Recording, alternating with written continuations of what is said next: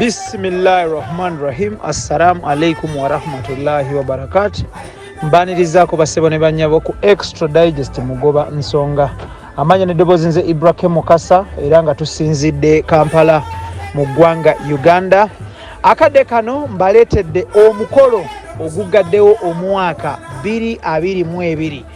Omukolo gwa muganda wange amanyiddwa nga Alex Waisswa Mufumbiro nga ono ye mumyuka w'omwogezi w'ekibiina kya National Unity Platform NUP. Alex Waisswa Mufumbiro musajja Munnayuganda, ali of sound mind, never convicted before, era nga musajja muyivu, musajja yasoma mateeka, musajja eyasamba omupiira n'agutuusa ku national level, musajja wa buvunaanyizibwa, musajja muzadde, musajja mufumbo kati w'owulirira eddoboozi lino era w'owulirira puroguramu eno. Mufumbo ajjudde emirimu awatali kuwannanya kwonna. Alex Waisswa Mufumbiro namusisinkana emyaka 15 emabega, nze ayogera naawe Ibrahim Mukasa ku Extra Digest mugoba nsonga. Nasisinkana Alex Waisswa emyaka 15 emabega. Twasisinkana mu mupiira, yali asamba mupiira nga nange nsamba mupiira, nga ffe tuli baana bato, najjanga okutuwa ku magezi, okutuwabula wano ne wali, wano ne wali, wano ne wali. Ate ne bwe natandika obulamu bw'okunoonya ekyokulya oba okukola, yambeererawo nnyo nnyo nnyo. Twasisinkananga ku kizimbe bakiyita Grand Corner, that is ku Wilson oba William, wansi awo okuliraana omuzikiti gwa William, wansi eri nga ku mini price. Alex Waisswa Mufumbiro nga natandise kumunnyonnyola birungi bimuliko, nsobola omuwa programs ezisoba mu 10. Musajja mulungi, musajja ali legit, ateerya ntama, atagenda, atakogga, ate nga tatyampalana. Alex Waisswa Mufumbiro, made in Uganda for Uganda. Musajja wa kabi nnyo nnyo. Olunaku olwaleero tu celebrating omusajja ono, olunaku olwaleero awalkinze down the aisle, wali ku Namirembe Cathedral ne mukyala we, mukwano gwe, era nga wano we babagattidde mu bufumbo obutukuvu. Abamu ku beetabye oba ababaddewo okuba abajulizi kubaddeko ow'ekitiibwa mb'ebitiibwa Honorable Robert Kyagulanyi Ssentamu, ng'era ono ye mukulembeze w'ekibiina kya National Unity Platform. Abaddewo ne mukyala we amanyiddwa nga Barbara Itungo, babadde basaale nnyo okulaba nga babeererawo muganda waffe Alex Waisswa Mufumbiro, era nga okugattibwa kw'abano kubadde kw'amaanyi nnyo nnyo nnyo nnyo. Akabonero akasookedde ddala akalaga nti obufumbo bwakuwangaala ebiseera byonna kwe kubeera nti enkuba ekedde kutonnya. Buli nkuba lwetonya nga waliyo omukolo, liba ssanyu jjereere, libeera mirembe myereere, bibeera mawulire malungi nnyo nnyo nnyo nnyo nnyo. So bwe bamaze okubagatta nga banyumye nnyo, subhanallah, ya rabbi, Allahu akbar, Allahu akbar. Alex abadde smart. Ken, my brother Kenneth Kato, ono ye muganda wa mulongo munne owa Mufumbiro, abadde extremely smart. Bano bayambaziddwa kushona fashion designers, kushona Mami Claire n'Akramsha. Oh my goodness, omwana akubye kooti. Ate banange abantu abawuliriza program eno, mugenderera omuntu ng'ali tall and small. Banyuma nnyo, nze kino sikirabanga. Omuntu omumpi tanyuma nnyo, kati nga nze sinyuma nnyo. Naye kati omuntu omuwanvu nga bw'olaba Mufumbiro anyuma, naanekaanekana. So bambadde bulungi nnyo, balabise bulungi nnyo, they were extremely smart, era nga bano bakubye ebirayiro olunaku olwaleero eyo nga nkugyeyo tukiridde.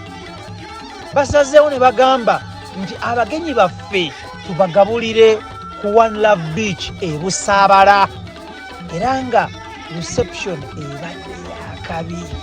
Baganda bange mbadde ku reception ezakabi mu ggwanga Uganda, naye reception eya Alex Waisswa Mufumbiro yakuna mu reception zembaddeko mu ggwanga Uganda. Reception yesookera ddala yali ya Ssaabasajja Kabaka. Baganda bange eri teriddamu kubaawo.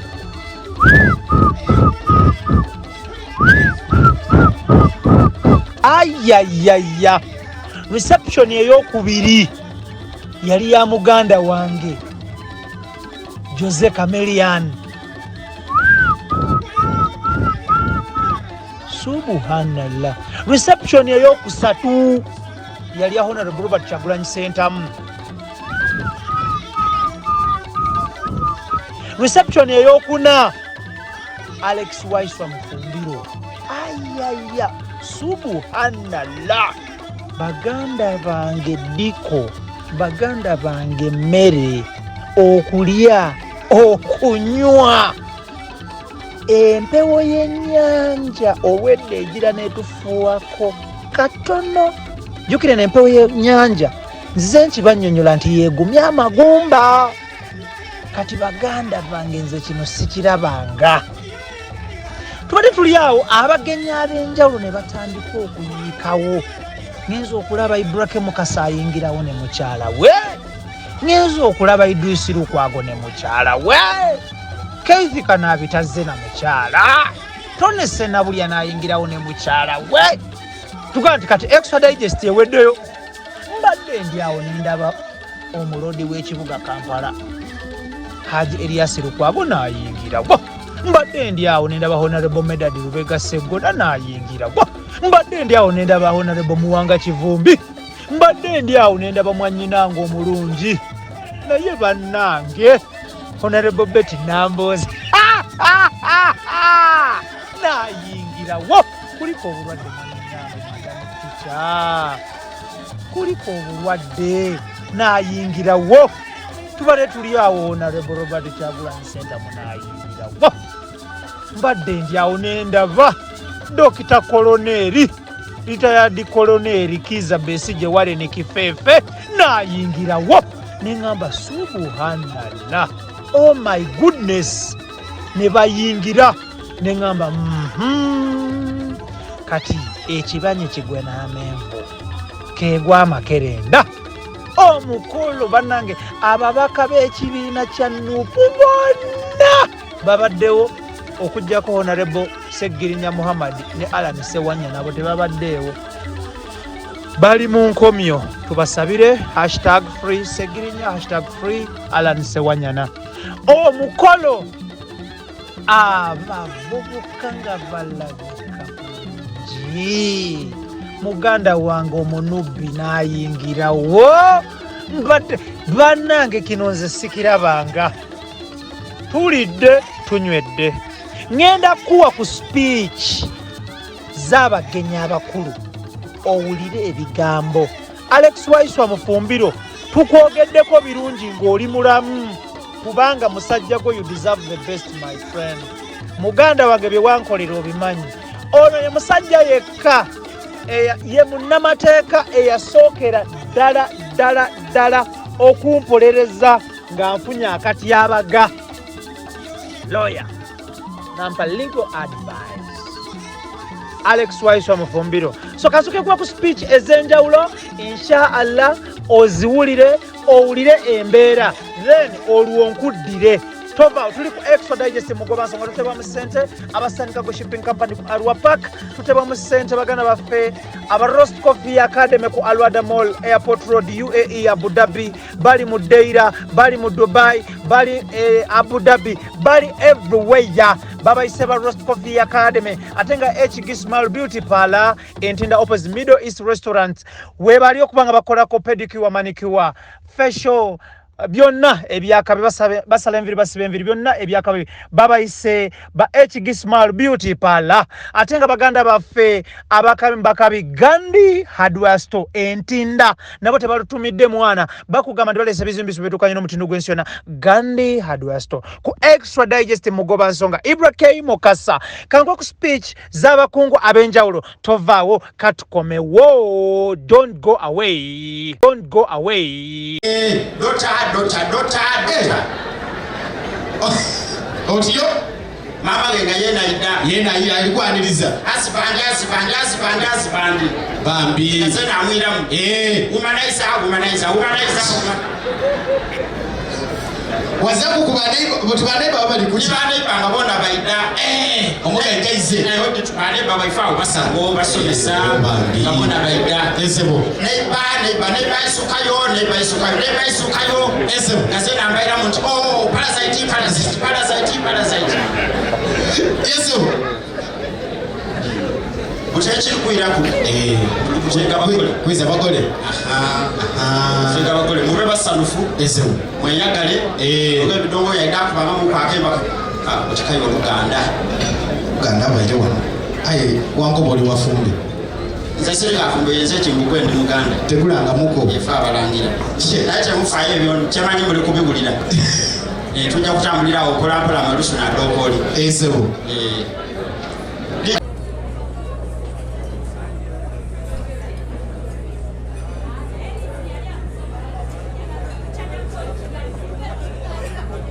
Uganda wange President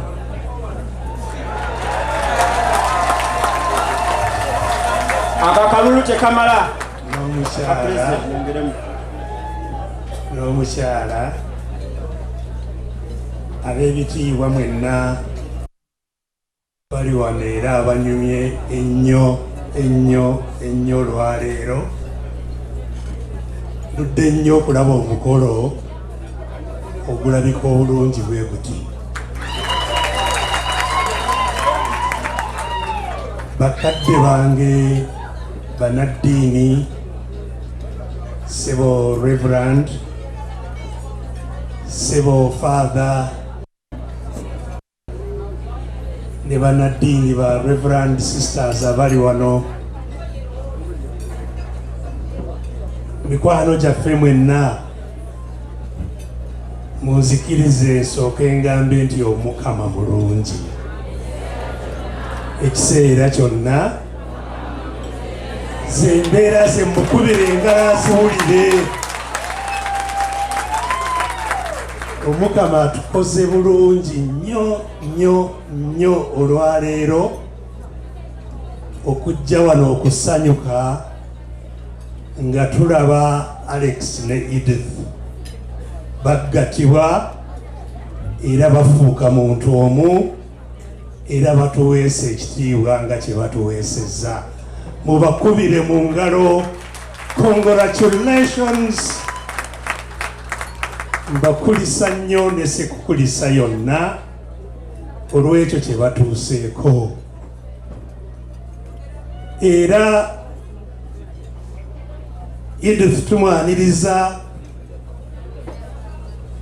nga bannange bwe bagambye mu maka gaffe amakambwe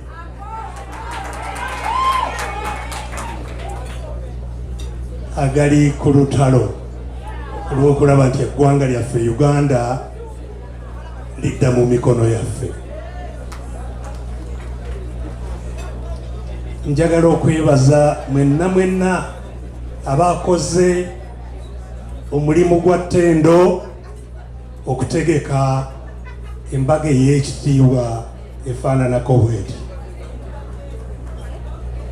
Nandibadde nga njagala okwogera singa nafunye omukisa guno nga abagole weebali kyandi nkoze bulungi, naye ennaku za Desemba ziba nzibu, zirimu emikolo miyitirivu, era n'okuva obwenkya twabadde esisa abaddeyo omukolo gw'abanafa eyo, nakati emikolo ekyali mingi nga kinkakatako mbaleke ng'omukolo tegunaggwako.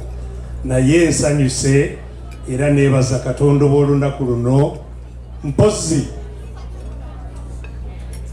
abagole ffe ewaffe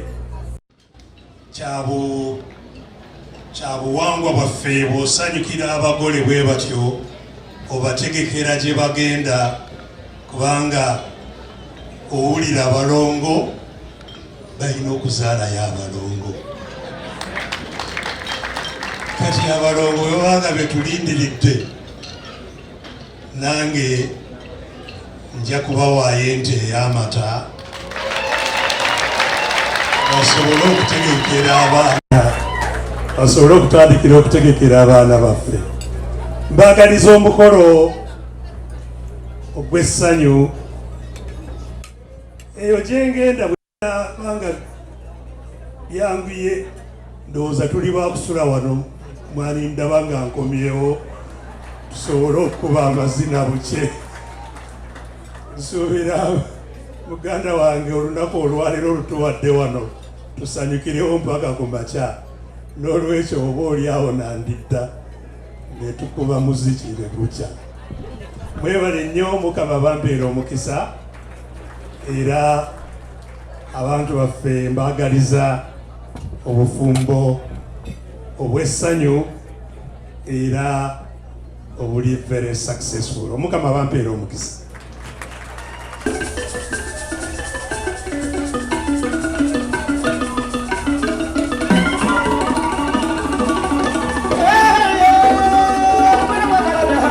Zena kendo abatyamya abantu ba asa abatyamya abantu bakobe nti abantu babategerawo obutebe. Okay, twenda okwaniriza abagenyi abeyongera okuba nga batwetako. Tubaniriza ino bwine ku Honorable Muwanga Kivumbi, Honorable oba otuliddeko wa mugaleda amaanyi, bwine ku Meya Mathias Walukaga yesebo Meya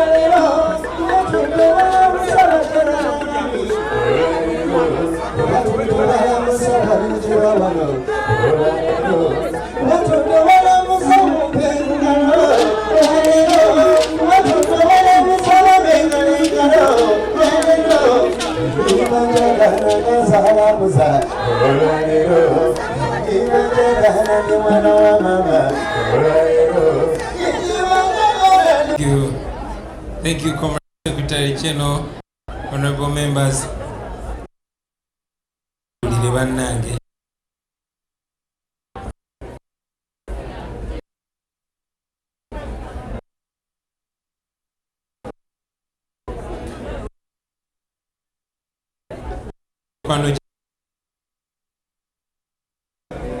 Honorable members of Parliament, Uganda waffe mukwano gwaffe Lord Mayor ne team yonna yonna FDC ne PF Besigye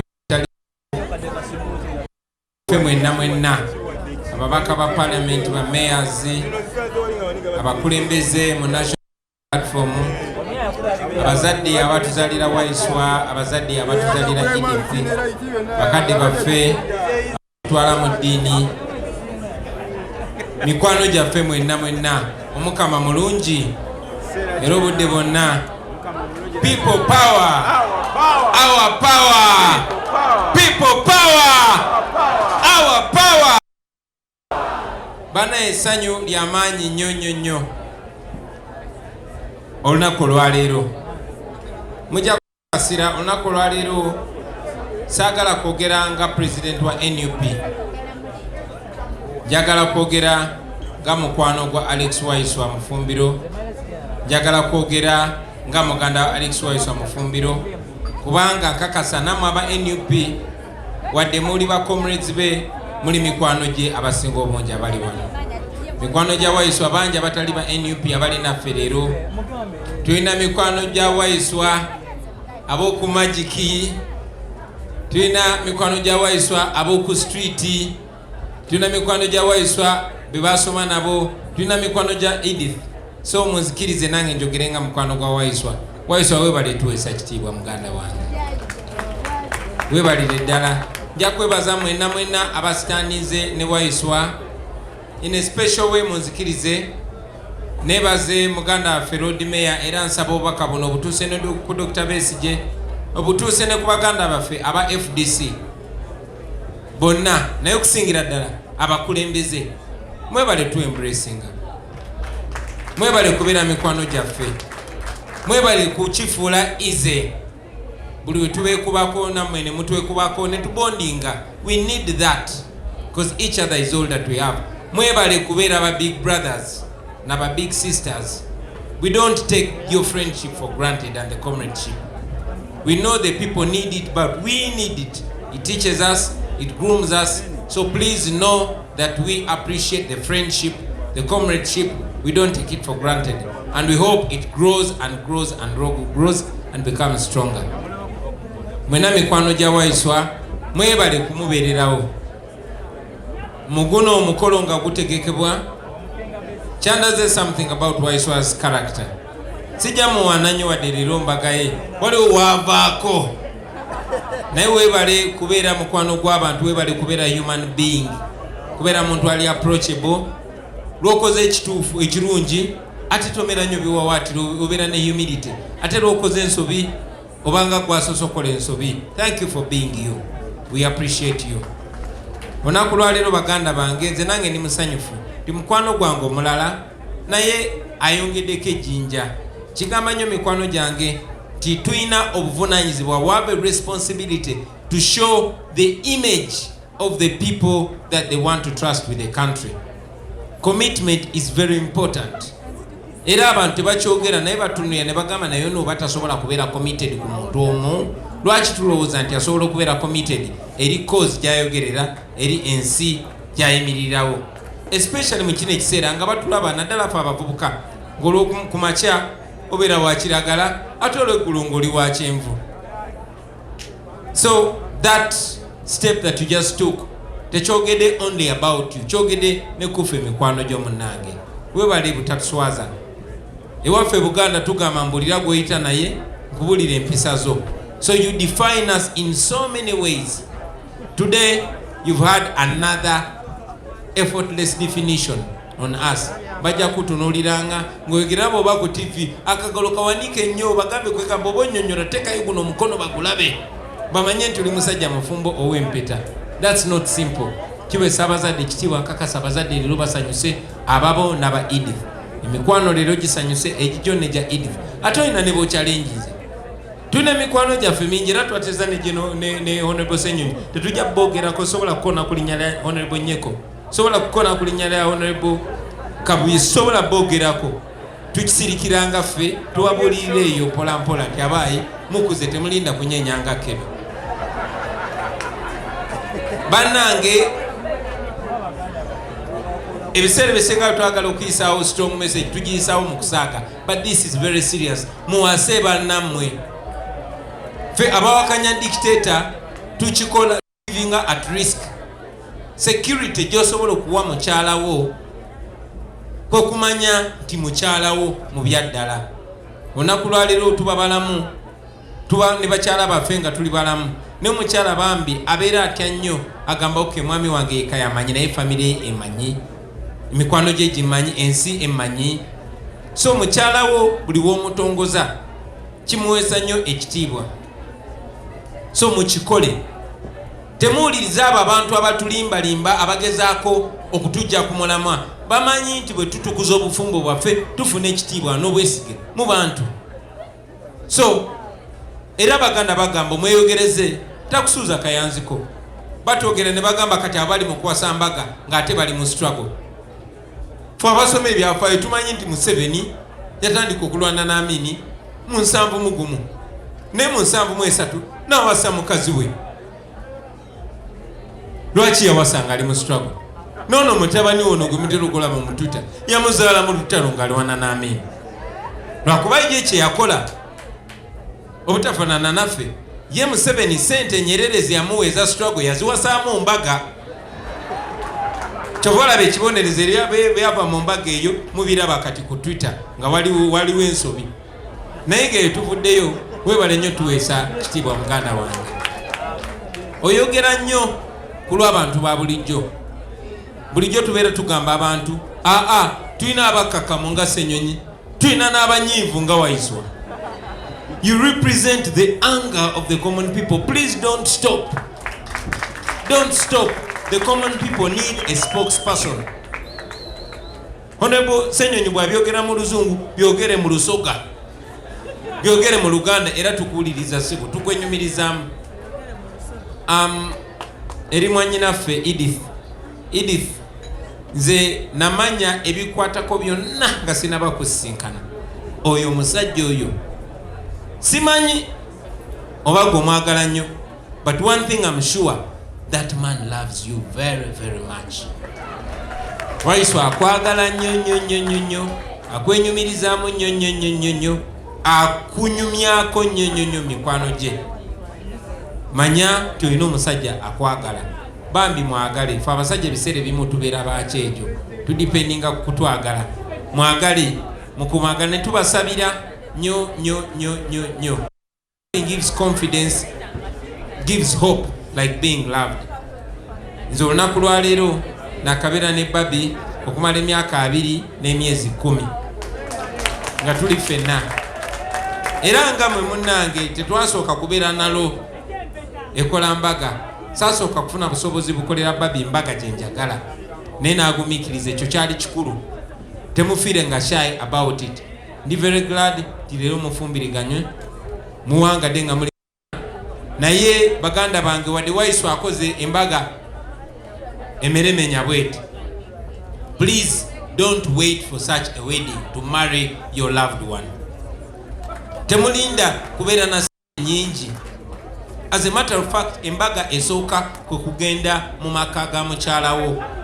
Tuleme kikolanga kinyumu, tumanye nti obuvunaanyizibwa munnoowo gw'oli naye mutwale mu bazadde. Abazadde bamanye nti tetuli bayaayi.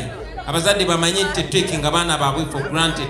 Abazadde bamanye nti tuli committed ku baana baabwe.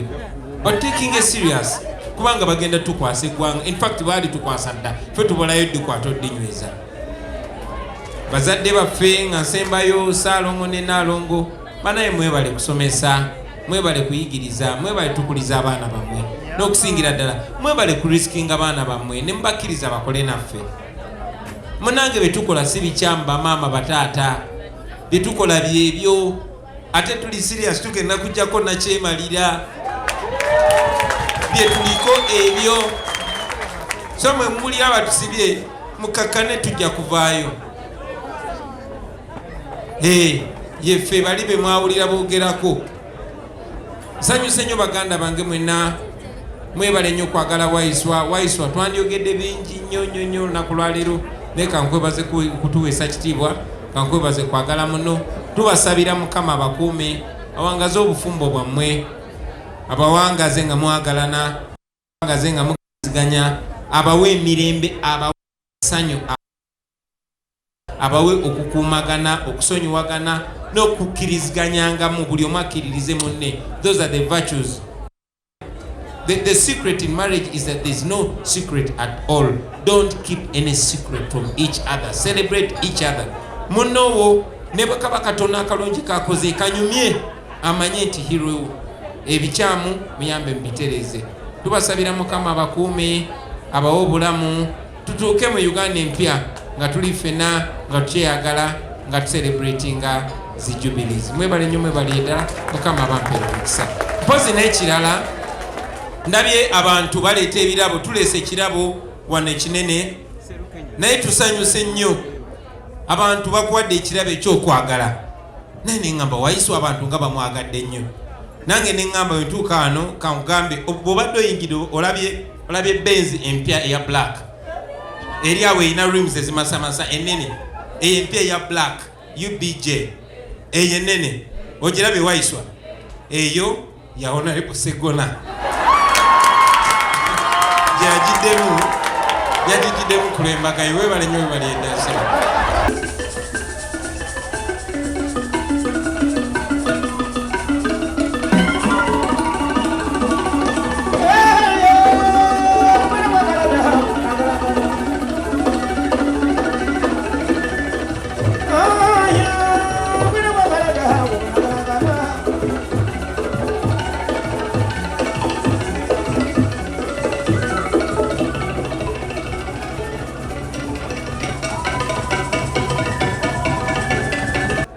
Waisswa nga sinadda ku side yo njagala okukakasa nti Edith mwana wa bantu nsonyiwa okutandikira eyo fe abawangalidde mu Kampala Masekati mu Kampala Central mukimanye bulungi nti gye nali member wa Parliament tumanyi famire ya Katende kiriki e Bukesa ekyaboolugave mwali kikubiddeko nnyo engalo era muganda nge Edi yawe wano ne chairman Nyanzi bayinza okiwaako obujulizi mu Kampala Masekati famire ya Katende mu Katende zone e Bukesa bwetakuwandangako dusu ebyobufuzi byawo mu kitundu nga tebijja kwaka era babuuzanga famire ya Katende egamba ki era kyova olaba baba wa Katende zone. Katende zone eyo yefuga Bukesa yefuga Nabulabye era eva ku linnya ya famire ya Edith. So tubeebaza ne sekwebaza okufuza Edith obulungi okubanga atuuse wano. Waisswa Mufumbiro tuvudde wala tutambudde olugendo luwanvu njozayo nkulisayo bonna be twali nabo nga tugenze mu maka g'abakadde baffe otuwa Waisswa Mufumbiro era ebigambo otuwa omukyala era ebigambo ebisinga twabyogerera eyo munanzikiriza nnyinza obutabiddamu naye kyenjagala okuggumiza kigambo kimu nti nabagamba ekigambo kino njagala okukiddamu. Waisswa Mufumbiro mu struggle y'omu ku bantu empajiruwaga abalemera ku nsonga abatakwenyakwenya akubuulira amazima nti kyekino. Waisswa Mufumbiro ye muntu atali wa kuceekingako buli kadde. Kino njagala mumpulirize nnyo mwenna abali mu struggle oba okyagala oba tokyagala naye kiwulirize nnyo. Abamu tuwangalidde mu activism naye activism eno erimu embeera ey'okugamba nti banno be muli mu activism nayo nabo mulimu ab'okuceekingangako buli ddakiika we twabadde eggulo we twasibidde ku kyali tukyali ffenna naye Waisswa Mufumbiro si wa kuceekingako buli kadde. Ekyo ekigambo kikulu. Njagala okumaliriza ebigambo byange nga mbagamba akaseera akafaanana bwe kati nga muli mu struggle kaba kakugezaako kwongeza social bond. Social bond eyo ebatwale mu maaso ne struggle. era social bond eyo ne bannaffe ababeeranga mu struggle abasooka bagibeerangamu. Bwe musoma Longo Walk to Freedom aka Nelson Mandela awandiika nti the first night gye babasoosa mu kkomera kye basookerako ne bawolta Sisulu n'abo bonna be baali nabo Balutuli n'abalala basookanga kuyimba. Bwe bayimbanga nga bali mu kkomera n'ababasibye ne bagamba kiki ekigenda mu maaso. Mwami Yoweri Museveni ne banne bwe baali mu nsiko baalina kye bayitanga kipindi kya utamaduni eyali agenzeeko ekyankwanzi naliyoko nga wamala obayisa mu drills eza struggle emisana ez'amagye ekawungezi nga mugenda ku kipindi kya utamaduni. Kipindi kya utamaduni nga mubeerako ne social oba cultural dance okwatira okushosholizingako okwongera bondi awamu. Olwaleero tuli mu lunaku luno okubanga nti Yesu tukyakala naye tulina olutabaalo lwetuliko.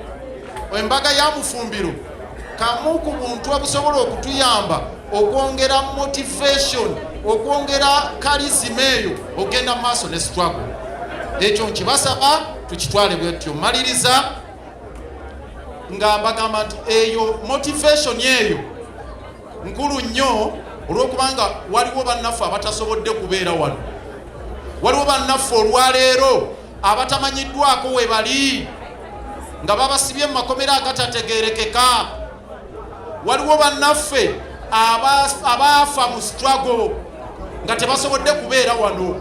Waliwo bannaffe nga Christmas bagenda jirira mu kkomera ba Alani Basejjirinya n'abalala. Waliwo bannaffe nga Honorable Zaake n'abalala ate nga balinze kuwozesebwa kubanga newunyiza nnyo Parliament egamba nti yeyimirirawo musome Article 79 protection be ba custodian ba rule of law Parliament. Naye n'ogamba nti mufo ky'okuwozesa ababductings abantu ate oyita Zaake ne banne abagala okulwanirira abantu. So ezo ensonga tubeere nazo. Nze mbawe eddoboozi lino nti tulina okukolaganira awamu na nga tetulina njawukana mu bibiina ebyenjawulo. Era ffe gye tuli bannaffe tusiiba tubagamba nti bannange kano akadde si ka bibiina kuvuganya. Kano akadde ka lwoya lwa munyindo ffenna kwataganira wamu. Oba komanda ali Kamwokya yagamba nti tusonge wano nga tusonga. Oba ali Najjanankumbi tusonge nga tusonga. Oba ali ludda wanga tusonga. Naye bwe tuneerumaaluma ne twesikaŋŋana ebitogi ng'omulabe atulinnya ku mutwe. Ffe abamu ekyo tugamba nti bannange tuleme kusika mugwa tugende mu maaso ne struggle eyo. Waisswa Mufumbiro tukwagaliza okutambula obulungi mu bufumbo bwo ne Edith nga tubasaba nti olwaleero olwaleero lwakutaano muhane munu mumaleeyo nkyo olw'omukaaga ndowooza n'olw'esande ku Manda ate tusonge bupya mu struggle neba ey'okununula bannaffe ku front gye bana kubanga oli puliida omutendeke. Njagala okumaliriza nga tubeegattako okuleeta ekirabo. Munzikirize era tukuliseeyo ne mwannyinaffe ono kaawonawo yali afiiridde mu accident Honorable Nosifa Nakato okulaba nga waali wano. Mukama Katonda yazza bibye wamu ne mwannyinaze Honorable Betty Namboze eyakomyewo nga mulamu. Njagala DJ obwakerera sinawulira ku kyalenga ompe ku kyalenga wakiri Selector David ntwaleyo ekirabo kino. Thank you so much. Embeera ogiwulidde, embeera ogirabye, buli kimu yeeyo embeera. Guno gwe mukolo ogugadde emikolo 2022 bambaziddwa ku Shona Fashion Designers ate nga best man we abadde none other than Kenneth Kato muganda we njagala kumusalutinga my brother Chakabinyo njagala kusalutinga National Unity Platform okutwaliza wamu njagala kusalutinga bana Uganda njagala kusalutinga abavubuka abo mulembo omutebi. Salute and respect, one love my brothers and sisters muli ba Kabinyo mwebale ku making some mukolo guno kubagwa Kabinyo. Alex Waisswa Mufumbiro nze Ibrahim Okasa nkwagaliza birungi byerere nkwagaliza obufumbo obwa kabi nkwagaliza obufumbo obujudde emirembe nkwagaliza abaana abakabi nsaba Allah ateke baraka mu bufumbo bu Alex Waisswa Mufumbiro oli musajja wa Kabinyo. Extra digest mugoba nsonga njakobaza Idris Lukwago, Daniel Mugoya, Keith Kanabi, Tony Senabulia and the rest of the team muli ba Kabinyo nyonyo ba sponsors bafe Gandhi Hardware Store Entinda Creed Complex cha Kabinyo, Roast Coffee Academy Abu Dhabi, Deira, Dubai, everywhere cha Kabinyo. Njagala kwebaza bagana ba Sun Cargo Shipping Company ku Arua Park, thank you so much. Njagala kwebaza aba Gismal Beauty Parlor muli ba Kabinyo nyo, thank you so much. Nsikadeze Ibrahim Okasa ku Extra Digest mugoba nsonga. Blessings tukwatagana teyo mulundi ogudako. Alex Waisswa Mufumbiro oli musajja wa Kabinyo nkujjukiza nti ono ye mumyuka w'omwogezi w'ekibiina kya National Unity Platform atenga ye MP wa Jinja Municipality inshallah 2026. Mbagaliza birungi birede. People power, our power. Mubere bulungi mweraba. Assalamu alaikum wa rahmatullahi wa barakatuh.